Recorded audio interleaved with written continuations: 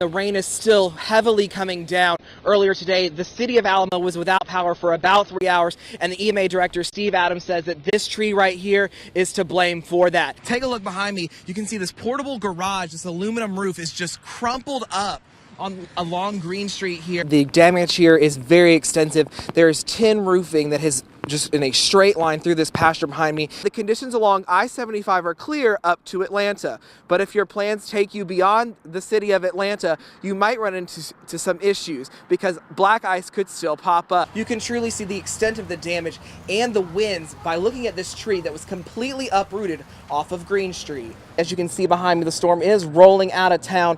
The winds were very strong and the heavy rain stopped about 1:30. There's been a lot of damage here at Northside, but especially here in the back, there's now a sinkhole that's forming here on the track. It's pretty deep. It's about 1.5 feet deep, and it's beginning to wash out. It is a bitterly cold morning here in Monroe County. You know, we just got out of the station car, and the reading on the temperature was 26 degrees, and I'll tell you, it feels even colder than that when the wind does pick up. You can see this house behind me. There was a 96-year-old that was living in here. She was just sat down in her recliner to turn on the TV, and that's when the storm hit. It blew glass all through her living room, but luckily, she wasn't harmed at all. Now, County EMA Director Steve Adams says that the storm really didn't hurt the county too badly, but we did meet up with one couple who has a pecan tree lodged in its roof. This was the strongest wind I have ever witnessed, and I was standing there in the doorway. And that's when Judy Johnson started to pray. Then just all of a sudden, like wham, wham, this one fell and that one fell over there. And one of those trees caused extensive damage when it landed on their house. Got a hole in the ceiling in the dining room.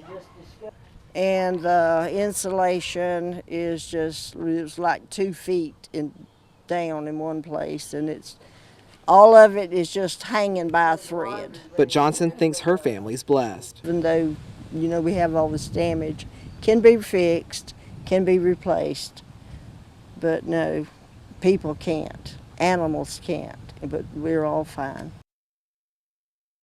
Now, the Johnson home is just a few blocks up the road there, and they are already starting to take that tree down. Now, EMA Director Steve Adams says if anyone sees any downed trees or power lines, to contact Wheeler County EMA as soon as possible so they can get people out there to fix any problems in the county. We're live in Wheeler County. Justin McDuffie, 13 WMAZ Eyewitness News. Shortly after 11 o'clock Saturday morning, 96-year-old Ruby Wilson had just sat down in her recliner when strong winds busted her window in her living room in her house on Wilson Road. Obviously, we looked up here and saw the damage, and I knew Miss Ruby.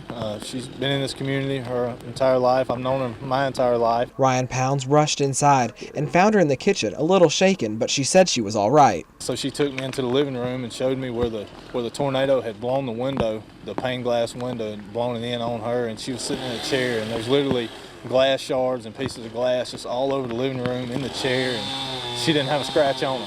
Pounds says he knew it was all the work of God. She's a godly woman, one of the godliest women you'll meet, and I believe the Lord placed a hedge of protection around her. While the farm her house is on wasn't so lucky. The property is littered with debris. It's totally destroyed, at least 4 barns.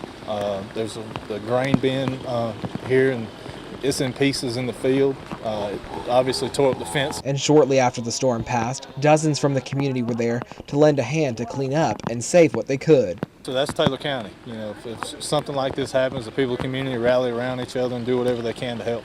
Sheriff Jeff Watson says they escaped this round of storms and are ready for whatever else may come. We feel very fortunate, very blessed that the damage is done today is just structural damage and barns and buildings, but no injuries, so that's the best thing. In Taylor County, Justin McDuffie, 13 WMAZ Eyewitness News. Winter weather can cripple our roadways, but the light dusting Central Georgia received Friday night didn't cause any major problems. GDOT spokeswoman Kimberly Larson says if drivers are heading up from Central Georgia to the city of Atlanta, they shouldn't experience any problems on I-75. But if your travel plans take you beyond Atlanta, you could run into icy conditions. It snowed all the way up to about Atlanta. Terry Hapney started his trip on I-75 South Saturday in Kentucky after having to pull off earlier than planned on Friday. I was stuck on the highway for 12 hours. Hapney wasn't the only one heading to the Sunshine State. Bill Abramovich is heading to Orlando, but says the main problem on his trip was in Tennessee. We were blocked up on I-24. The trucks couldn't get up the hill. They were spinning, the semis. So I got a four-wheel drive, but it's just I had to wait. Abramovich is from Wisconsin and says crews down south were working hard on the roadways. A lot of prowl trucks, a lot of spreading the salt.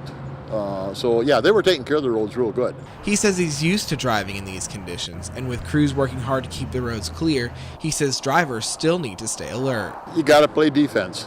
That's basically what I do. I just watch where the cars are and kind of stay in my lane. And He hopes other drivers slow down because there's still potential for black ice. in ice weather, never use your crews because it will spin out most likely, and that's where a lot of accidents happen. In Monroe County, Justin McDuffie, 13 WMAZ, Eyewitness News. There's 5 ways you can help evacuees right here in Central Georgia. Number 5 is to volunteer through the Red Cross. You can do that by registering online or calling their office on Holt Avenue. But they do ask that you don't just show up to a shelter like this one in North Macon.